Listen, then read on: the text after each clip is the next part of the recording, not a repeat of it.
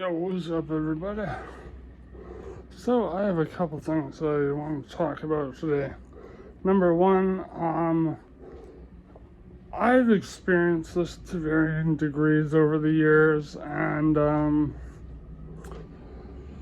I definitely say it's much more noticeable now than ever before, and I think that's largely in part to the benzo taper.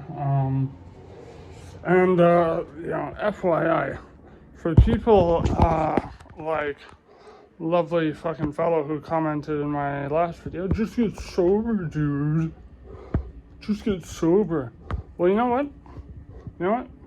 My fucking addiction specialist of a doctor who for years couldn't trust me farther than he could fucking throw me, which wouldn't be very far because he's a pretty short, fucking small, like Japanese dude, like very flamboyantly gay Japanese dude.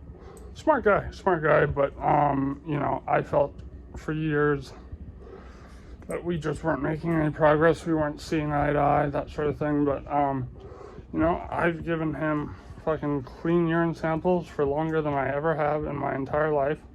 He knows that I use ketamine, cannabis, DMT every now and then, and he doesn't care. He used to care. He used to think it was just me substituting one thing for another, but he doesn't anymore. And the thing is, I don't really do much of anything other than fucking cannabis these days. And here's the thing, I think I'm someone who falls in that middle ground of someone who pulled themselves out of a lifestyle of addiction after being thoroughly convinced that life had nothing more to offer me than addiction. And as I stated before, sad fact about addiction, there's so many people who will never get clean and are doomed to fucking, the metaphor I use is it's like they're on fire and depending on how hot that heat is, they're either gonna burn up and fucking there'll be nothing left but an ember, or in other words, overdose and be gone, or they'll, run around screaming on fire, fucking burning everyone they can in the process. And I think that I have done irreparable damage to my fucking brain because of use of bad drugs. I've used a lot of fucking bad drugs over the years.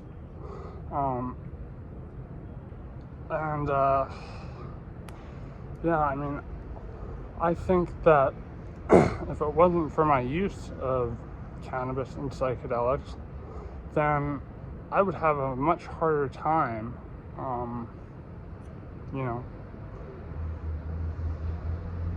just getting through the day-to-day without constantly thinking of, oh fuck, if I put this needle in my arm and pull that plunger up and I see that fucking little rivulet of blood just dancing around like this silky little Cirque du Soleil fucking ribbon of red, and knowing that as soon as I push that plunger down I'm gonna feel nothing but pure pleasure.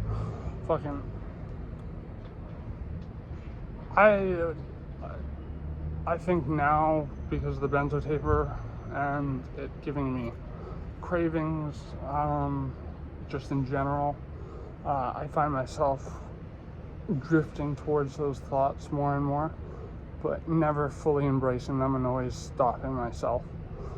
Like right now, I've got enough money to go out and fucking buy an 8-ball of fucking pure cocaine and inject all of it in a fucking day or two and be left high and dry, but I just know that would be a bad idea and that the consequences outweigh the fucking whatever few rewards I may get, or fleeting rewards I may get.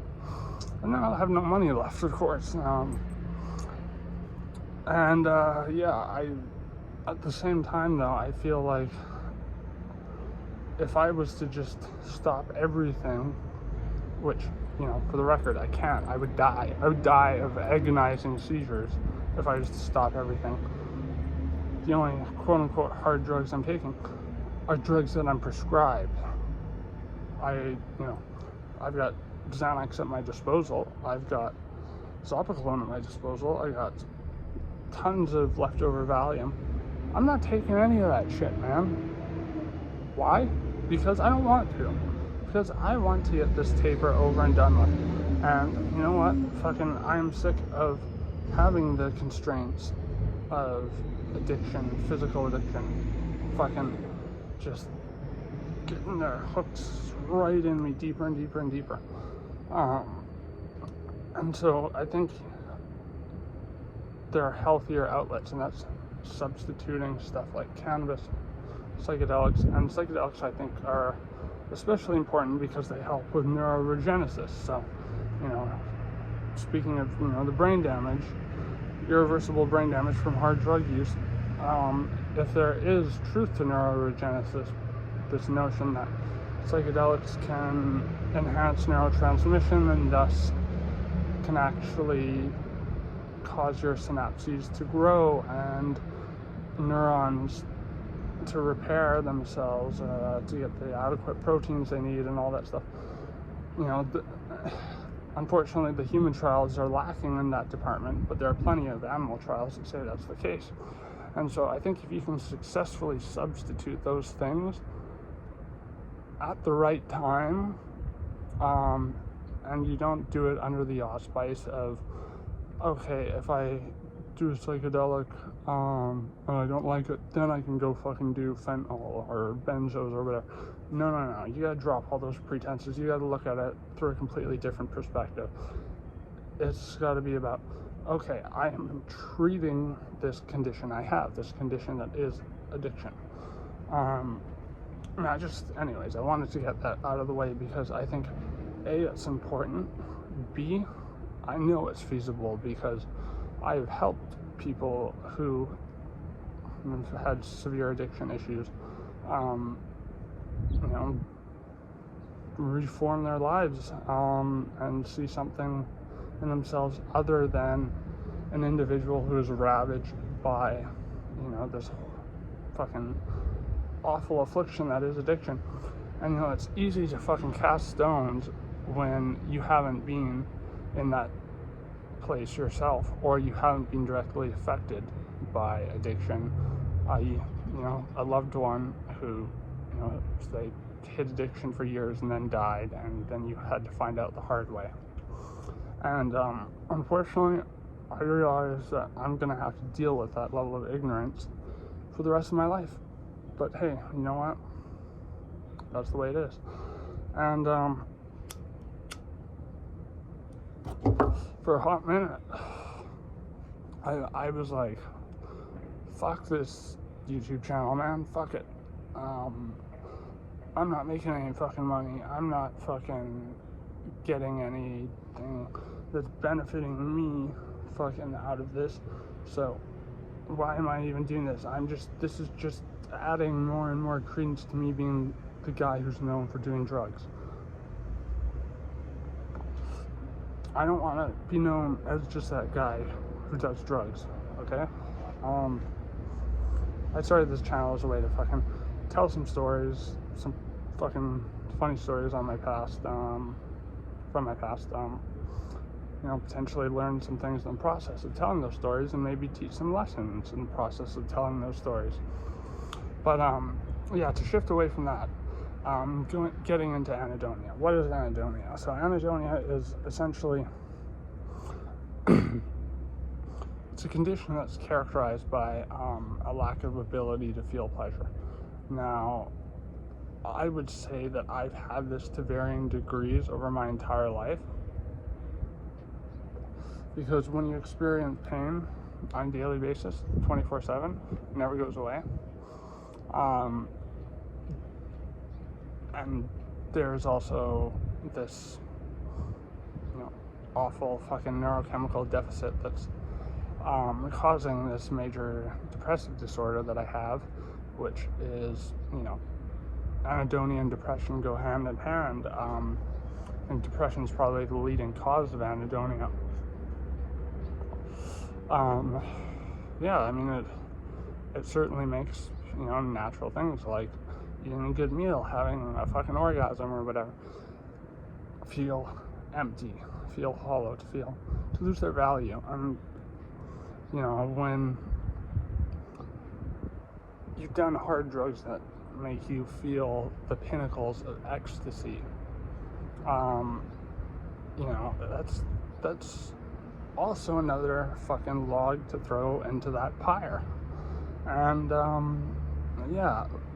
I think with the benzo taper, and I'm tapering myself down as fast as I possibly can.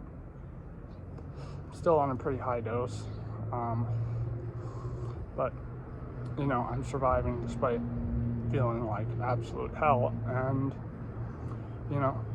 sometimes I just wish I could fucking convey to people. I wish for a second they could walk 5 steps in my shoes and feel how fucking uncomfortable it is. Am I saying I'm the penultimate fucking victim? No. I'm a victim of my own fucking behavior. No one here is to blame but me. And guess what? I'm paying the fucking price. I'm paying the price for self-medication. So fucking put that in your pipe and fucking smoke it before fucking casting a stone, okay?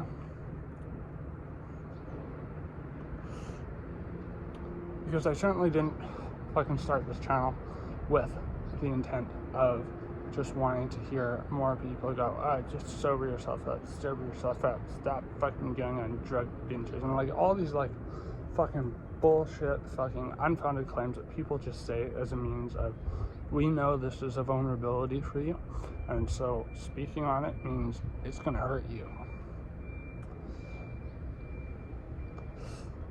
Back to anhedonia. So anhedonia, from what I can tell in a historical context, is a notion that has been around since ideas like melancholy and hysteria, i.e. like early psychological characterizations of what are essentially precursors to our modern understandings of depression and psychotic disorders. The melancholy usually is what was formerly used to characterize symptoms of depression into a vague, overarching diagnosis. And then hysteria, of course, that's more up the alley of psychotic disorders and all that. But there's really no conveying what anhedonia is really like until you've experienced it yourself. And I hope, for your sake and for the sake of fucking everyone else, that you don't have to ever fucking experience it, which is why it's wise to make fucking good decisions. And this can expand into psychedelics territory. Like I remember Destiny, fucking that debate tuber. I'm not saying I'm a fan of him, and I'm not saying I'm not. I mean, he's had his moments, but he's also fucking a bit of a snake, I'm not gonna lie. A bit of a snake in the fucking woodpile. But if I was in his position, I don't know if I would necessarily do anything better. It's easy to fucking judge from afar, but when he did mushrooms for the first time, he did 10.5 grams. There's footage of him. He's looping like fucking crazy. He did way too much, and he said he had fucking anhedonia for days afterwards. Like he couldn't feel fucking pleasure at all. And by the way, like this cigarette I'm smoking right now, these Pall Malls fucking Nightfalls with the dual clicks in them. This is one of the tastiest cigarettes I've ever smoked. It's like a fucking vape. Tastes like candy. But you know what? My palate's barely even registering that. It's barely registering that because my ability to take in stimuli that's pleasurable and actually process it as pleasurable has waned quite a bit. It's good smoke though, I must say. But yeah, like it's, you know, anhedonia fucking, it's a difficult thing to push back against, because it completely robs you of your energy. It just, yeah, it puts you in this inert, lethargic state where you don't want to do fucking anything. You just want to kind of sit and sulk and feel sorry for yourself. And you know what? I'm used to having pushed past those things because of the depression and the other, you know, chronic disorders I deal with. And I also know that I'm not hopeless. Fucking, I just need to get off of these pharmaceutical drugs that have hijacked my fucking neurochemistry for far too long. And I really look forward to the day where I can tell you I'm off methadone, I'm off benzos. And, you know, my addiction doctor, when I first discussed the prospect of using ibogaine to get off methadone, he was so against it. He was like, yeah, everyone fucking I treated who's done that, it gets them off of it, but then they relapse. Now he's like, I've seen that for years you've had no desired relapse. You've had plenty of chances to, you know, the only relapses I've had over like the last 5 years, I did, like when I got the flu shot, I got the flu because I'm immunocompromised. And, I mean, if you're really shitty and I had to do fucking class and everything, I couldn't miss it. And I managed to get a hold of this Afghani fucking heroin, and it was shit. It barely did anything. I fucking sniffed it, barely did anything. So, I mean, you can count that as a relapse if you want. For me, I actually don't regret it because I was like, hey, this goes to show just how fucking fried my receptors are, how walled off they are by pharmaceutical opioids. And then, you know, I've injected cocaine a couple times over the last 5 years, but other than that, unless you count psychedelics, ketamine, cannabis as relapses, I haven't had any. And again, you know, I could fucking relapse any fucking moment, and I'm well aware of that. And I don't want to. So, I mean, any support to say, hey, you're doing the right thing, you know, keep fucking fighting the good fight. You're in hell right now, but if you fucking keep things as uncomplicated as possible, i.e. don't fucking relapse, throw your taper off balance. Because, you know, right now I could go downtown and in minutes I could find someone who would sell me fentanyl with Betizolam in it. I could, but I don't want to. You know, I just, yeah, no, fuck that. I mean, I have to fucking dodge people fucking exhaling big clouds of fucking fentanyl hoops whenever I fucking go through the downtown of my city, because my city is ravaged by fucking addiction, and these are all stark reminders of why I fucking don't, you know, fucking do that shit. But yeah, back to the condition that is anhedonia. It's a hard thing to fucking get through. You know, it makes you never feel fulfilled by anything. You know, it's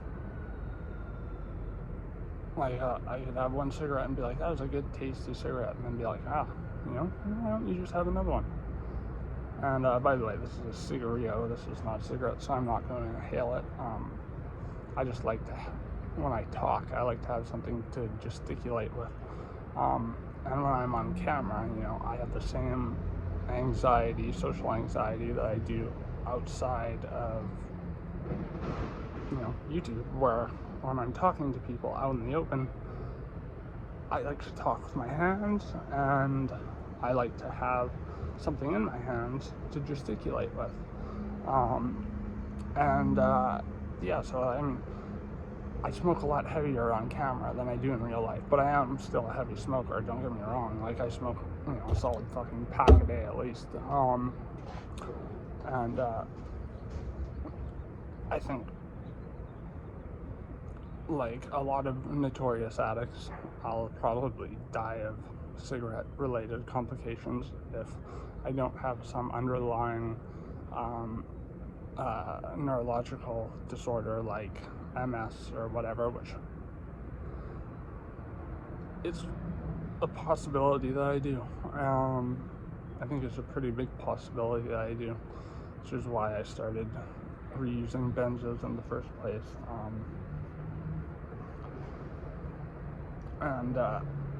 Which brings me back to this notion of concurrent disorder, that, addiction is being driven by what is not being adequately treated. But being aware of that, being aware of everything I've fucking suffered through, all the work I've done to renew my sense of control, my sense of, I don't know, I wouldn't say confidence, because right now I don't feel self-esteem, confidence, anything like that. I just feel numb, and that's the anhedonia largely. So it's hard for me to tell you, exactly how I usually feel when it comes to, broaching these issues of, ghosts of Christmas past, ghosts of the addict I once was, the fiend I once was, pouring over into the day-to-day. And it's very hard when you have people who define you as that drug guy.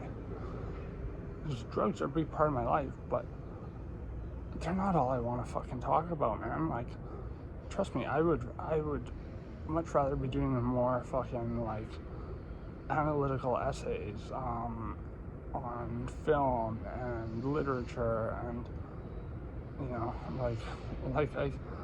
I would even be happy to do, like, workout videos showing you what my workout regime looks like, what my 10-minute stretch beforehand, my hour of heavy lifting after that, usually followed by another stretch, and then a break, and then another hour later in the day, or another half hour. I do at least the minimum of an hour of heavy lifting every day, 6 days a week. It's paid off. I've developed a lot of muscle and stuff, but because of, this ghastly anhedonia, I don't feel that endogenous sense of reward, because my neurochemistry is so fucking out of whack right now. And I really wish people could understand that. I don't wish anyone to experience what I fucking experience on the day-to-day, but there are some times where I just hear so much fucking ignorance, where I'm like, oh jeez, I just wish you could feel what I'm feeling for like 10 seconds and just watch you scream and fucking beg for anything to kill the pain. And then you'll have some idea of why I am the way I am, and why I, do what I do to survive.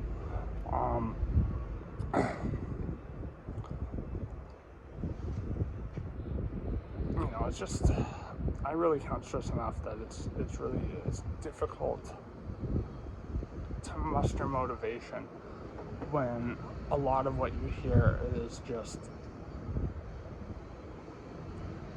you're fucking drugged out of your mind, man. You don't fucking know the first thing about this or that, or you should just get sober. It's fucking that easy. Just get sober. Like, dude, it's not that fucking easy, especially when you are addicted to something on like such a high dose that, yeah, if you're to stop, agonizing fucking seizures. I mean, agonizing. And the thing is, when you're on a benzotaper and methadone, the two play off each other. So I'm constantly going through comorbid withdrawal. So I think anhedonia is a natural response. When you are going through so much pain, your brain, in a sense, or in this sort of knee-jerk reaction of self-preservation, is just like, shut it down. We don't want to feel fucking anything at all. So that's kind of, from, in my case, what anhedonia flourishes out of. And even prior to being on this benzotaper and everything, I would still feel it from time to time. When I'm feeling super insecure, when my depression is like really draining the fucking color out of the world, making me see nothing but shades of gray. It's hard to find pleasure in just about anything. It's hard to find motivation to do just about anything. But as far as I'm concerned right now, I just gotta be productive. I just gotta keep doing my schoolwork, keep fucking exercising, keep getting outside, keep reading. I've been reading a lot. I finished a couple books over the last little while.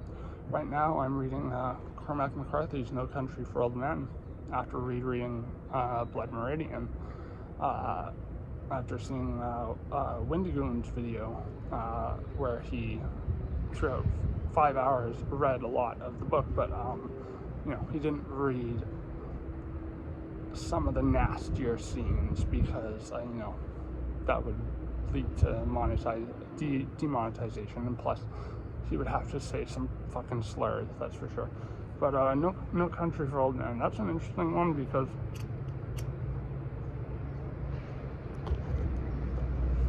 it's a departure from the style that you see with Cormac McCarthy in The Road and in All the Pretty Horses and Blood Meridian, where he writes in these long paragraphs with no quotation marks or anything, so you kind of just have to be like, oh, this is that person speaking, oh, this is the other person who they're speaking to speaking. Like, you kind of, I like that. You have to turn your brain on to really get an idea of what's going on. But No Country for Old Men is it's like a tiny novella, and I can tell that he wrote it because he wanted it to be made into a movie, which the Coen brothers did. And as far as I know, and I haven't followed the Coen brothers' latest releases for a long time, the last movies I've seen by them that they've released recently, never saw Inside Llewellyn Davis. I think that's what it's called. I could be wrong. The one with Oscar Isaac. I don't think I've seen that. I saw Simple Man. I saw Hail Caesar, and I was just like, it's not the fucking kooky Coen brothers that I loved growing up. It wasn't, Raising Arizona. It wasn't Blood Simple, which, by the way, amazing film, especially for a directorial debut. Blood Simple, fucking brutal, but extremely effective.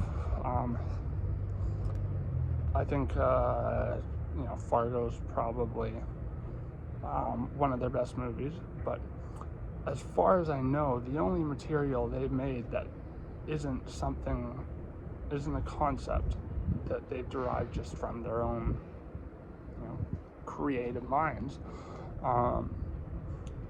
is No Country for Old Men, and that is arguably one of their best films. And reading the book, they haven't made many changes. Like, the coin toss scene happens exactly as is portrayed in the movie.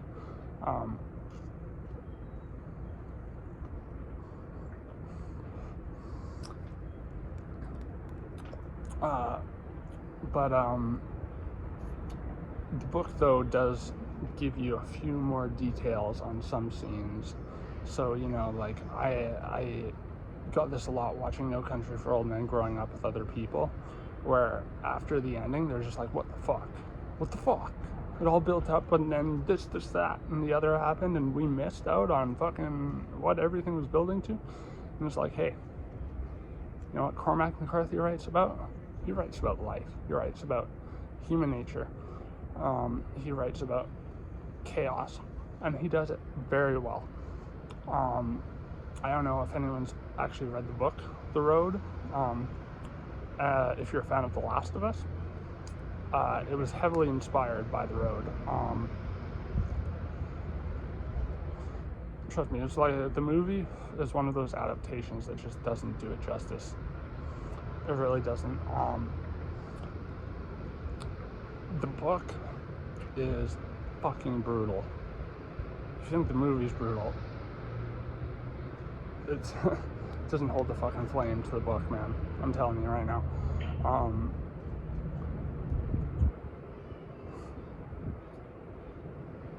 Like some of the images that he can conjure, Cormac McCarthy, are fucking terrifying. Really terrifying. Like his villains, some of the most legendary villains in my opinion. It's been a long time since I've read All the Pretty Horses, so I don't really remember much of that.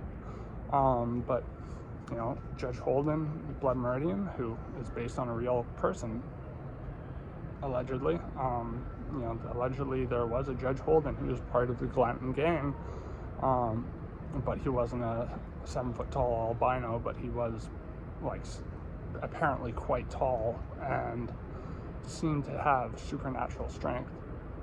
But Cormac McCarthy, from what I can tell, is a very allegorical writer. So like you know, Judge Holden in the book is, a lot of people say he's the devil himself. I think he's more of a collective sort of tulpa of all the evil deeds that these people are doing and justifying to themselves, that are being cast into this incarnation of utter unrepentant evil.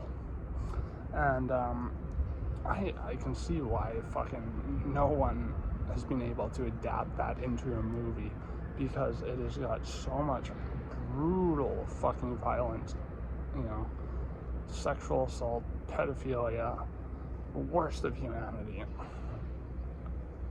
I think it's like, I saw James Franco's film reel of Blood Meridian, and it just made me realize, yeah, maybe this is one of those things that's just better left on the page and not the screen. And that's saying a lot coming from me, because I'm a visual learner. You know, watching things on screen is sort of the best way I can intake information. But yeah, so I'd say for anyone out there, because, you know, I would say the most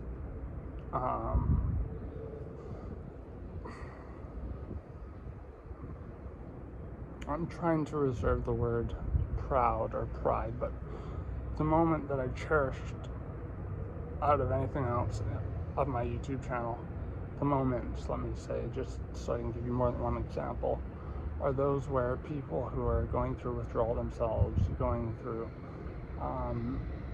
you know, central nervous system disorders like chronic nerve pain, stuff like that, are like, wow,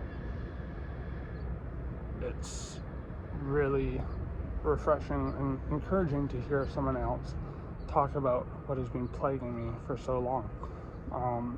And so to make those connections and to help other people, despite being in my fucking darkest hour, if you will,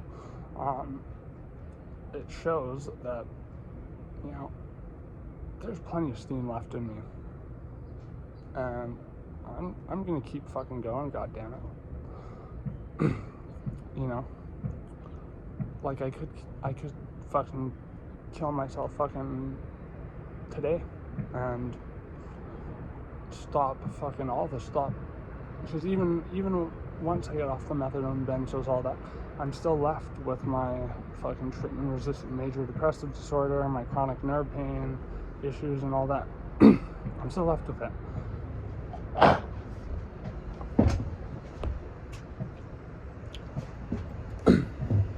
But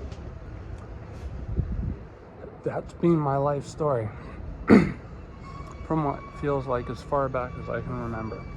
And I feel like it is a testament to the light, and not just me, but within all of us, to, in the face of, you know, what seems like overwhelming, unbroachable, I don't even know if that's a word, but odds that you can't broach because they are so stacked above you that it is legitimately intimidating trying to fucking overcome them. But to still just hang in there and endure, just grit your teeth, fucking endure, is something that, you know, like I'm fishing around my brain trying to feel the sense of reward that I usually do from that, but because of the anhedonia, I just don't feel much of anything. And let me just get this straight right now. Anhedonia is not the same thing as like an anti-personality disorders as listed in the DSM, and by that I'm not talking about like borderline personality disorder or what have you. I'm talking about sociopathy, other pathologies like psychopathy, where you don't feel guilt or conscience or anything like that. If anything, being in the state I'm in now, I feel negative emotions more powerfully than I feel positive ones, because right now, with the way my neurochemistry is leveled, I am perceptually more acutely inclined to see those negative things and to feel that negativity, because if I think about the silver linings, the good things, what I should otherwise feel a sense of reward for, I just don't have the fucking neurochemicals available to spare or to be triggered endogenously as they would in most people with the current state I'm in. And yeah, I mean, it's fucking hard. I mean, how am I making this fucking crystal fucking clear? And you know, man, like, I'll just say fucking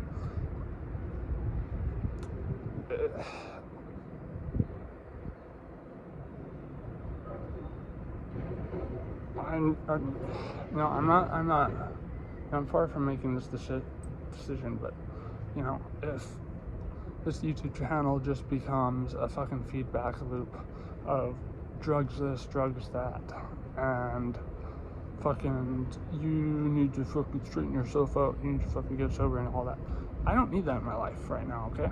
So, you know, if I'm just gonna fucking keep getting negative feedback like that, like, if you want to actually criticize my behavior, I would be happy to engage in a discussion with you.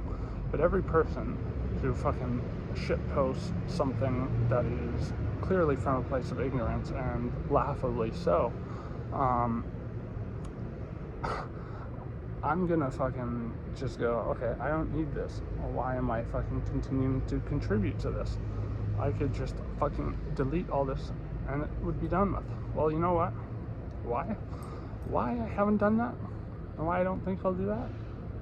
Because I made some tremendous connections through this YouTube channel. And I've gotten some tremendous therapeutic value from this YouTube channel. And I'm not a fucking quitter, man. If I was a quitter, I would be dead by now. I'd be dead. And if I can help people to make informed decisions about, drug use, because like I think I mentioned this before, but the moment that I treasure more than any other is convincing someone who is not 18 yet to wait on doing psychedelics until their brain is fully formed, which, is more like age 24, 26. It's at least wait till 18 before you do psilocybin or anything like that, and like 25 till you do LSD. They're like, okay, because, the way I think I phrased it was, you have the rest of your life to do that. That made me immensely fucking happy. To be able to be like, hey, maybe I was instrumental in helping someone make a change in their lives that could have taken them down the same course that I went down, but by sharing the destruction that came from my course in my more formative years, I'm preventing, worse behavior. Behavior that was, not necessarily worse than my behavior, because I was a hedonistic little fucking shit as a kid, but, more like young teenager, but, if I can help it, if I can help others, then that's where the reward fucking comes from. Because,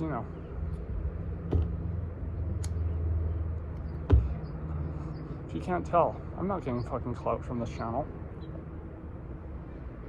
Certainly not getting money. I'm not getting popularity. And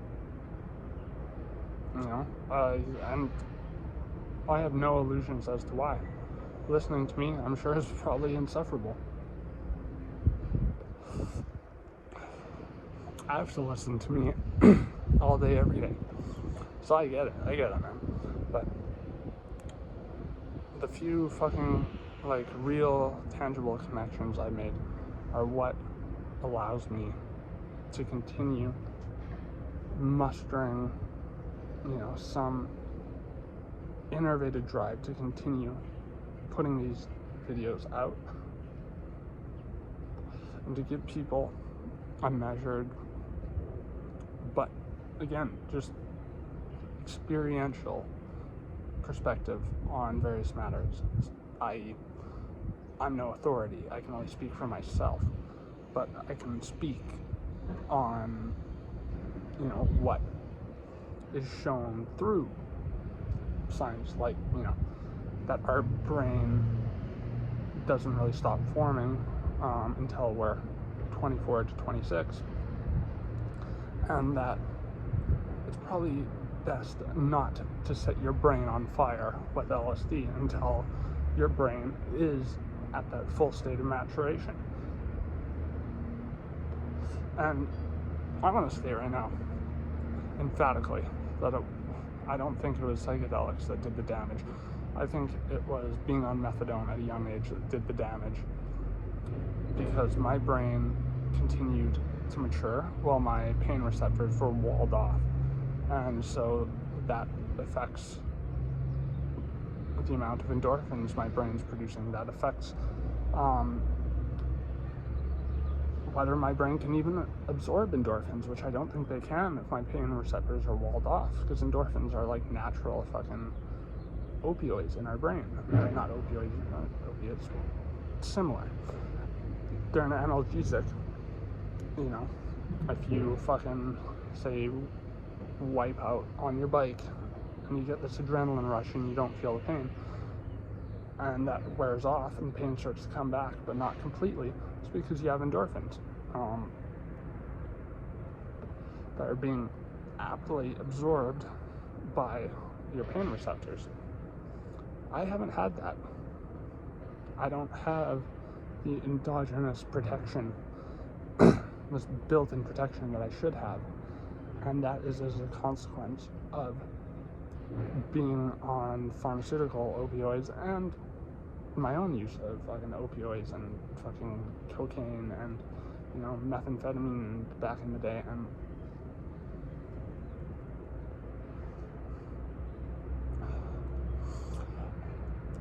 I must say right now, I've always had an addictive personality. Always had. I think that's hereditary. So I think my grandfather, who had like very extreme major depressive disorder on top of alcoholism, I think that was passed down to me.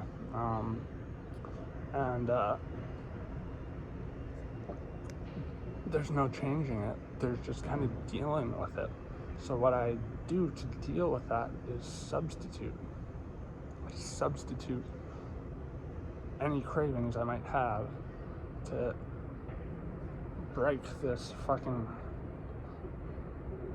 just jail, this dungeon of despair where the torture never stops. Torture never stops. Frank Zappa, anyone? Frank Zappa, that's right. It's a great song. Dungeon of Despair. But all jokes aside, I mean, it is an accurate fucking description of the place I'm in now. And, you know, I've been in and out of fucking, I feel like I've spent more time in withdrawal than I have high. And if it wasn't for stuff like cannabis, like especially right now, cannabis, who knows where I would be. When I'm stoned, like the idea of fucking sticking a needle in my body is just, I like can't do it. Like I become like hyper aware of things when I'm stoned, and it also just cannabis, like, you know, fucking, well, I really pour it on heavy with my fucking sledge mixture and then the Phoenix tears and everything. You know, that has me feeling fucking numbness, analgesia, if you will. And I think that is, as far as risk goes, cannabis is like fucking nil compared to everything else. Unless you have an underlying disorder or an active psychotic disorder, then, you know, cannabis should not adversely affect you. If you have paranoia or whatever, that's probably because there are things you need to work on in your life that the cannabis is bringing to the surface and forcing you to confront. So maybe you should confront those things before continuing on. Me, I know what my demons are. I know what I've confronted, and I know what I'm gonna have to confront. And I know not exactly what it looks like, but that it is going to be probably a state that's worse than this as the benzo taper continues. And so, you know, for people going, get sober, man, fucking, well, guess what? If you want to call fucking using cannabis and smoking cigarettes not sober, be my fucking guest, but, you know, I think you'd be hard pressed to fucking, like, really make a case of me being a fucking THC addict. Which, hey, if you want to make that case, fine. That's fine. I'd rather be fucking called that than stigmatized for stuff that I did like fucking 10 years ago. Okay? And I'm not the only one who has substituted cannabis and fucking psychedelics after years of hard drug use. Many other YouTubers have done it. Many people I know have done it. I have helped people come out of addiction and to find solace, and it doesn't work for everyone though. It doesn't work for everyone. I'm not saying it's going to work for you or anyone else. I can only speak for myself here. You know, there are people who it hasn't worked for. Like, there are people I've said, you know, if you have a cravings, do a fucking heavy-duty psychedelic. And, you know, if you still have those cravings at the end, fine. But some people, they'll just do it, and they'll be like, okay, I did it. Fucking, where's the fucking fentanyl at, or whatever. And they'll do that, and it's just like, that defeats the fucking purpose. I was like, no. You gotta fucking marinate with your thoughts, and you gotta really consider the scope of the damage that you are doing to yourself and to those around you. You know, which is what's key: the introspection, the ability to acknowledge the damage that is being done. And so, you know, with all that being said, I think substituting cannabis and psychedelics, if you are free of, you know, bipolar or schizophrenia or anything like that, if you are in the clear and you respond well to these things, because even if you don't have the underlying disorders that can be adversely affected by psychedelics or cannabis, it still is not for everyone. And I'm not gonna fucking sit here and tell you it is, because that would be just a fucking lie. And if anything, I hope that I come across as fucking honest here, because that's what my channel is about, is being as transparent as possible, setting the record straight, so people don't fucking go out and fucking flap their mouths and create all these twisted fucking rumor mill type allegations against someone who they don't know, and like in terms of the situation, in terms of the dynamic, why they're addicted in the first place. No, not that. And then there's also, you know, the therapeutic element of me doing this channel, and then also the harm reduction aspect, which is what I keep coming back to. That is a reward for me, is seeing other people, finding some solace, some sense of being able to establish a connection with others, and to be able to go, you know what, fucking, you're doing it, I'm doing it. Fucking, I just want to be able to turn my experiences into something of value for other people. And if that pisses you off, I'm sorry, but giving me flack for it, like, who's benefiting from that at the end of the day? Right? And you know, I'm not gonna sit here and pretend that I deserve, you know, a pat on the back for fucking every day I get through closer to fucking getting out of this hellscape that is fucking benzo withdrawal. I'm not gonna pretend that I need a fucking parade for that. I'm not gonna pretend that, you know, by these quality fucking videos, that I deserve absolute clemency. If I do something that is like genuinely like, you know, something you can scrutinize and criticize, then make a case for it, and we'll have a discussion about that. But if you're gonna sit there and fucking wag your finger and go, it's over, dude, let me ask you something. What drew you to fucking my channel in the first place? To say stuff like that. What do you get out of it? Is it a reaction? Is it compensating for something you can't do? Is it just, you know, fucking some elitist, oh, well, you know, you fucking addicts or you fucking scum of the earth? Who hurt you? Who hurt you to make you that insecure to fucking seek out people in vulnerable states to shit on? And now, I know the majority of people who have supported my channel are the opposite of that. You guys have been fucking great. You guys have been fucking understanding people. You guys have been, you know, people who I legitimately enjoy corresponding with outside of this channel. But, I mean, I do have to address those elephants in the room who sneak into the comment sections, and I think these could be people I personally know and who I pissed off, and so they are taking out a grudge against me and seeing, oh, he's down, I'm gonna kick him while he's down. And so, you know, if you don't know what I'm fucking talking about, go to my last video, look in the comment section, and see that fucking get sober bro or whatever comment. Look at my response. Trying to fucking be like, okay, let's have a discussion about this, you know? After, you know, of course, pointing out the ignorance of such comments. And, like, you know, these comments are fucking dime a dozen. I've seen them, you know, on and off throughout my last few videos, or throughout, you know, my entire channel. And, you know what?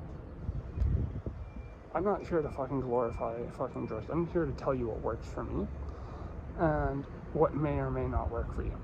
And also to potentially, yeah, just help give people guidance on things such as psychedelic use, cannabis use, because there's not a lot of scientific backing with these things. You know, you won't go to a doctor and have them tell you to take CBD because it's like the only non-offensive drug to your central nervous system that depresses it and helps you get to sleep. And you know, they won't tell you that because it's not a pharmaceutical. They can't make money off of it. You know, they're not in an official capacity to tell you to do it. You know, my doctor's gotten to a point where he used to disavow all those things and go, oh, you're just fucking supplementing this instead of that. Well, you know, I've showed my doctor, who is one of the most austere people on the planet when it comes to addiction, because he sees mainly people who are past the threshold of being able to substitute anything. No, they are fucking, unfortunately, on a trajectory that is leading to nothing but a burnout. And, you know, if I could convince him, that's really fucking all I need to know, that I'm doing the right thing, because it's taken years of no trust whatsoever to trust through me showing him on paper through urine screens that I've been clean, and now now my word fucking counts for something. And so if that's not good enough, hey, you know what? That's okay, because I know that I'm on the right track. And I know that despite not being able to feel simple pleasures, not being able to feel the tangible pleasures in life that most people rely on to get through the day, you know, like, I'm not someone who can fucking go out and drink and fucking party. Like, I can't do that like most people. So, you know, for those, for lack of a better word, haters out there who want to demonize me, just think about the amount of fucking alcohol you drink, the amount of this, that, and the other you do to find escape from your situation. And ask yourself, what is your situation? Why are you escaping? And then contrast to the gravity of the things that I'm fucking dealing with. And again, I know I'm not fucking suffering worse than anyone else on the planet. I know that. I have no illusions about that. I'm just suffering in my own fucking muck, my own bed that I've made for myself. And you know what? I've come to terms with that. Have you come to terms with yourself? Let me leave you fucking haters with that, and let me leave you supporters with my admission of gratitude and my admission of continuing to put out videos, even though, as I said, I would rather tailor a lot of my videos towards stuff that is more inclined towards issues like philosophy, psychology, film analysis, allegorical analysis, all that. I would make more videos like that, but no one fucking watches those videos. So, you know, I'm genuinely putting in an effort to try and fucking put something out there that is useful for those of you who have come to my channel, because, you know, as much as I may fucking hate the fact that my channel is mostly drug-related content, that's because the drug-related content was what people came to watch. And so, that's on me. That's on me. And, you know what? Since I'm now in that place, I'm not gonna try to fucking undo it. I'm not gonna fucking delete my channel. No, fuck that. I am going to keep fucking powering through, and I'm gonna keep pushing on, because that's the best I can do. And I know that fucking I've soldiered through some of the worst, muckiest metaphorical trenches, and I am far from fucking done. So, yeah, put down your fucking pipe and smoke it. And for those of you fighting the good fight, for those of you who are giving me encouraging words, I fucking appreciate it a lot. Even in my state of anhedonia, those words of support go a long way, but I'm not going to force them out of you. I'm going to try to earn them, because, you know, nothing rings with more, you know, disingenuous sentiment, hollow sentiment, than false fucking expressions of, ooh, you're doing the right thing, buddy. No, I'm not fucking gonna try to pressure anyone into that. I'm going to try to earn it through my actions and through my words and through cataloging my struggle to get out of this horrible, horrible fucking withdrawal. And it's going to be a long time, and so unfortunately that means there's not going to be a lot of psychedelic content or anything, because I'm not doing psychedelics really these days. I do chonga every now and then. I do tape very, very occasionally, but as someone who considers themselves a responsible psychonaut, I know that my system right now will react a lot differently to these things than they normally would. So I am exercising my discipline that I have developed over a long time, and just trying to make what I think are the right decisions. So I'll leave you with that, and I hope that I can set an example for those who feel like they are boxed in and they feel helpless against a drug, or, you know, an environment where they are surrounded by people who are doing nothing but, you know, just trying to just take 1 pound of flesh after another, after another, after another, until there's nothing of you left for, you know, indiscretions or perceived stigmas like drug use. I want to be on the right side of this fight for proper, responsible use of these things, these tools for people like myself who are always going to have addictive tendencies, but who want a better life. So, yeah, with all that being said, I don't want to make this video go on for too long, so I'll leave it at that. Thanks for watching.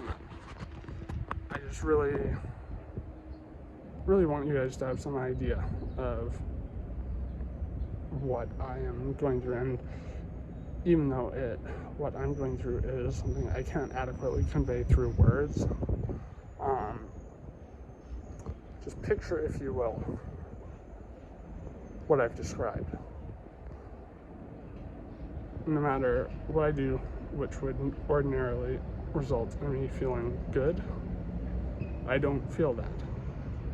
But I feel a heightened sense of negativity in the things that are discouraging.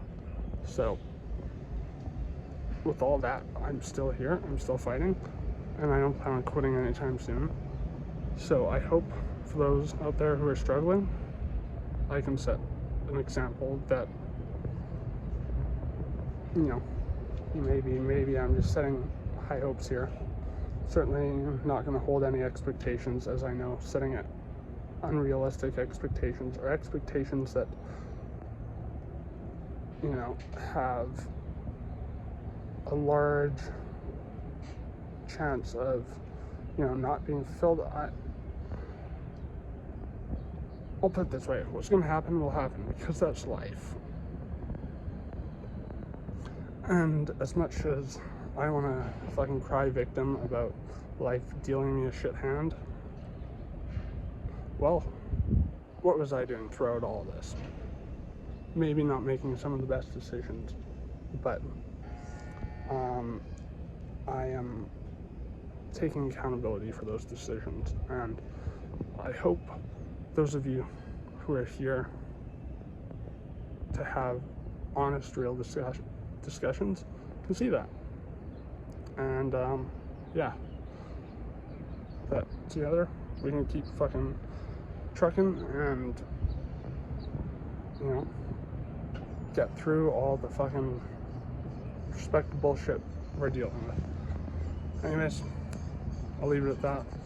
Peace out. Fucking love all of you. And yeah, again, anyone who has real criticisms, I'm happy to have a discussion with you if you're willing to have a discussion and not just fucking, you know, just go, oh, I see a fucking sensitive individual here who is in a vulnerable state, and I'm gonna take a jab at them without, you know, expecting a response, without expecting a discussion, because, you know, if we were to have the, you know, the like meet face to face and you were to tell them sober up, well, you know, I'd have a few words for you too, and I'd be willing to sit down and have a healthy discussion.